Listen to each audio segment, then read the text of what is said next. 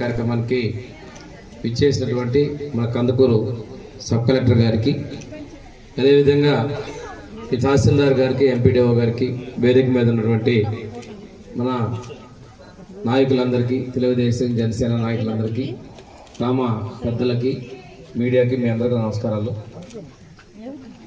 మా ప్రభుత్వం వచ్చిన తర్వాత ప్రతి నెల 1వ తేదీనే పేదల సేవల ప్రభుత్వం అనే ఒక కార్యక్రమం తీసుకొని ఇంటి వద్దనే పెన్షన్ పంపిణీ చేస్తూ ఉన్నాం.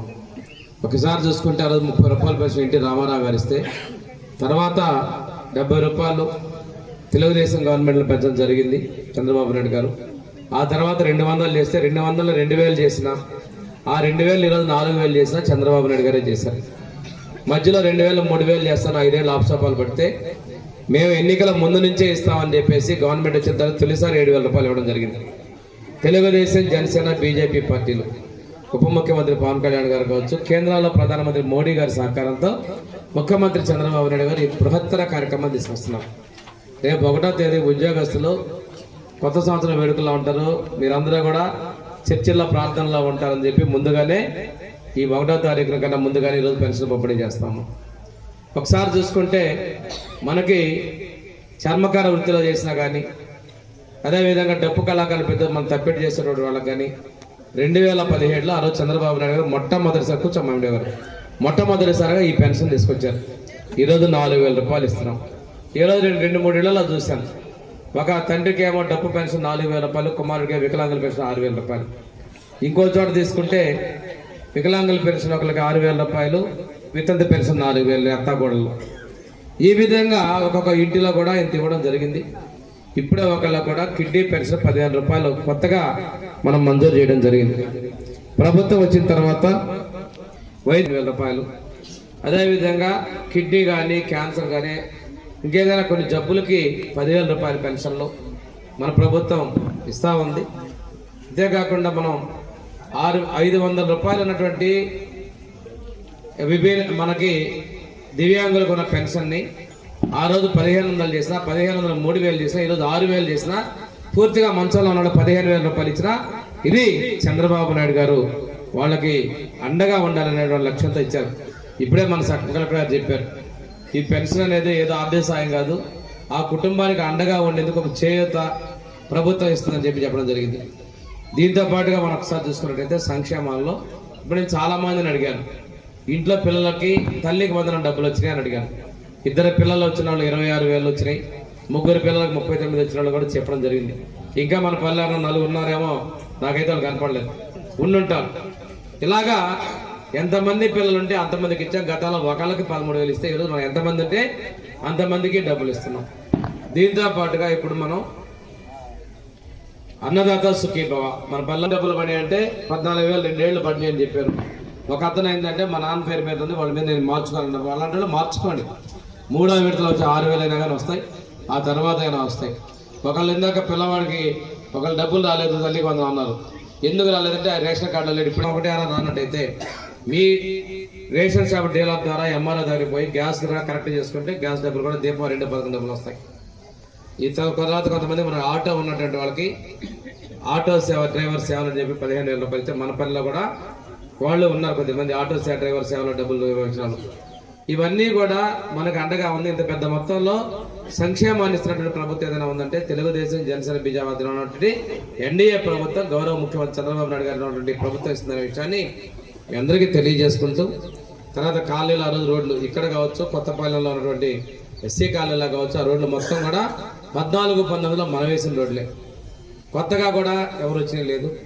ఈ కాలనీకి మళ్ళీ మనం కాలువలు ఆ రోజు ఎస్సీ కాలనీకి ఇచ్చాము కూడా, అక్కడ కొత్తపాలెం ఎస్సీ కాలనీ పూర్తి చేసాం.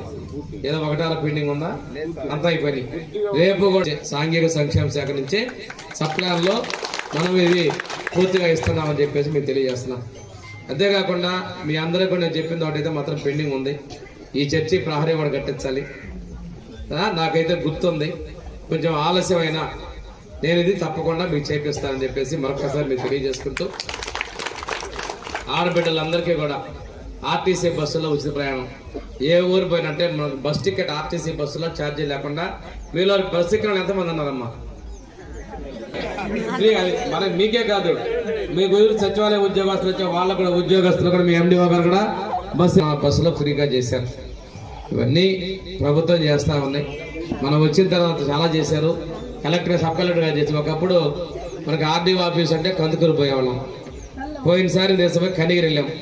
కనిగిరి పోవాలంటే చాలా పెడగా ఉండేది మనకి. అలాంటిది ఈ రోజున ఆ కందుకూరు అంటే లింగసముద్రం, ఉలవపాడు, గుడ్లూరు ఇవన్నీ కూడా మళ్ళీ మన ప్రకాశం జిల్లాకు వచ్చినాయి. మీరు ఇంతకుముందు సబ్ కలెక్టర్ ఆఫీసు పోవాలి, ఆర్డీఓ ఆఫీసు పోవాలనుకుంటే మీరు ఇక్కడ నుంచి చాలా ఇబ్బంది పడతారు కదా పోవాల్సిన పరిస్థితి. ఆ పరిస్థితి లేకుండా మన తహసీల్దార్ ఆఫీసులో పని కాబట్టి అరగంట కూడా ఉండదు, 20 నిమిషాల్లో కందుకూరు ఆఫీస్కి వెళ్తాం. ఈరోజు మీరు కూడా మామూలుగా అయితే మీరు ఎక్కువసేపు ఉండాల్సింది. మార్కాపురం కొత్త జిల్లా ఏర్పాటు చేసింది, జిల్లా ఆఫీస్ని ఏర్పాటు చేయాలి. ఎమ్మెల్యే ఫోన్ కొడతా ఉన్నాడు ఇంకా బయలుదేరారు లేదని. అది కూడా ఈరోజు చెప్పిన మాట ప్రకారం 2 జిల్లాలు ఇస్తా ఉన్నాం. కందుకూరుని అద్దంకిని తెచ్చి కలుపుతా ఉన్నాం. చెప్పినట్లుగానే 2.5 సంవత్సరాల లోపలనే చిత్తశుద్ధి కలిగిన ప్రభుత్వం చంద్రబాబు నాయుడు గారు, పవన్ కళ్యాణ్ గారు, అదేవిధంగా బీజేపీ పెద్దల సహకారంతో ఇవన్నీ చేయడం జరిగింది. మిమ్మల్ని ఒక్కటే చేసింది, చేసేటువంటి వాళ్ళు గుర్తు పెట్టుకోమని చెప్తున్నాం. ఇంకోటి మీకు ఒకటే గుర్తు, 5 ఏళ్ల తర్వాత మనకి కాలం మళ్ళీ ఇదా గెలిపిస్తున్నాయి, మళ్ళీ మనం వచ్చినా చేయబోతున్నాం అంటే అదే నన్ను గెలిపించారు మీరు, మీ తప్పు లేదు. మీరు అందరూ కూడా నన్ను 19లో కూడా గెలిపించారు. కానీ రాష్ట్రంలో గవర్నమెంట్ రాలేందువల్ల మనం చేయలేకపోయాం. కానీ రేపు కూడా ఇదే ప్రభుత్వం కనుకుంటే మనం పూర్తి స్థాయిలో అభివృద్ధిని సంక్షేమం చేయడానికి అవకాశం ఉంటుంది. కాబట్టి ఈ ఎన్టీఆర్ భరోసా ద్వారా మీ అందరికీ కూడా నేను ప్రతి నెల బాబు గారు మీది దీంతో పాటు మీ ఆరోగ్యం కోసం కూడా దృష్టి పెడతా ఉన్నారు. సంక్షేమాన్ని, అభివృద్ధిని, కొత్త కాలనీ ఇల్లు కూడా ఇవ్వబోతున్నా. కాలనీ బిల్లు కూడా అమ్మా ఇది కూడా నువ్వు అడిగా ఎంత పడ్డాయి అదొకటి చరిత్ర హిస్టరీ. 2019 ముందు ఇల్లు కట్టుకుంటే తెలుగుదేశం గవర్నమెంట్ ఇచ్చారని చెప్పి ఆ అమ్మాయి బిల్లు రాలేదు.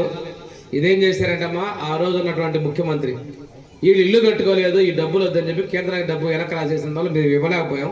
మీకు న్యాయం చేయడానికి ముఖ్యమంత్రి గారు ఆలోచిస్తారా? మొన్న వచ్చి రాసుకున్నారా మీరు? అంటే రూపాయి పడిన లిస్ట్ లో ఉంది కానీ కొత్తగా రాసుకోలేదు సార్. రాసుకున్నా మొన్న వచ్చారుగా ఇంటికి, అంటే కొత్తగా రాసుకున్నారు కానీ మాది రాసుకోలేదు సార్. రూపాయి పడ్డ లిస్ట్ లో ఉంది అని చెప్తున్నారు, అది కూడా మాకు తెలియదు. సరే, మీకు కూడా గవర్నమెంట్ ఏంటంటే ఎంతో కొంత న్యాయం చేసేదానికి ముఖ్యమంత్రి ఇల్లు కట్టారు, ఇచ్చిన దానికి కాలనీ డబ్బులు పడలేదు సార్. అదే చెప్తుంది. ఆ రోజున మనం ఇల్లు ఇచ్చిన తర్వాత వచ్చిన గవర్నమెంట్ వీళ్ళు పేదోళ్ళని దానికి ప్రభుత్వం ముఖ్యమంత్రి గారు వాళ్ళకు కూడా న్యాయం చేస్తుంది. ఆ డబ్బులు ఇద్దామని చూస్తే అసలు వీళ్ళు ఇల్లే కట్టుకోలేదని రాసి పంపించారు పైకిళ్ళు. తను పెట్టకపోగా వీళ్ళు నోరు కొట్టారు. ఎందుకని వీళ్ళకి ఏదో విధంగా ముఖ్యమంత్రి న్యాయం చేస్తారు. ఇక మీరు అందుకని నేను తప్పకుండా మీ ఇలాంటి వీళ్ళంతా కూడా ముఖ్యమంత్రి గారి దృష్టిలో ఉందమ్మా. మీకు ఏదో విధంగా న్యాయం చేయడానికి ప్రభుత్వం సిద్ధంగా ఉంది. నేను చెప్పా లిస్ట్ ఉంది, మన దగ్గర ఉంది లిస్టు, హౌసింగ్ డిపార్ట్మెంట్ దగ్గర లిస్ట్ ఉంది, చేపిస్తాం. కొద్దిగా టైం పడుతుందమ్మా. ఎవరు పట్టించుకోలేదు. ఏ స్థలం అమ్మా?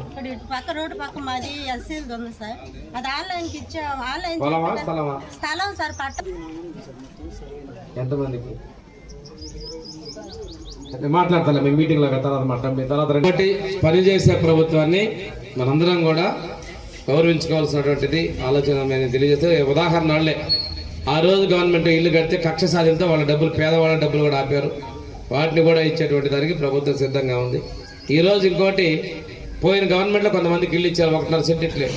వాళ్ళు కూడా ఇల్లు కట్టుకోలేకపోతున్నాం అని చెప్పి ఎస్సీలకు 50,000, ఎస్టీలకు 75,000, మోస్ట్ బ్యాక్వర్డ్ అని చెప్పేసి పీవీటీసీ ట్రైబల్ అని చెప్పి వాళ్ళకి ₹1,00,000 ఈ ప్రభుత్వం ఇచ్చింది. గతంలో లాగా మనం ఇలా ఇల్లు కట్టుకోలేదు, డబ్బులు లేవంటే వాళ్ళు ఏ పార్టీ అని కూడా మనం చూడాల. అర్హత ఉంది కాబట్టి వాళ్ళకి ఇల్లుకు సాయం చేద్దామని ఈరోజు మన ప్రభుత్వం చేస్తుంది. మనం కట్టుకుంటే గత ప్రభుత్వం నిర్దాక్షిణ్యంగా ఇబ్బంది పెట్టింది. ఇదే ప్రభుత్వానికి కూడా చిత్తశుద్ధి అని కూడా మీ సందర్భంగా తెలియజేసుకుని నేను సెలవు తీసుకుంటున్నాను.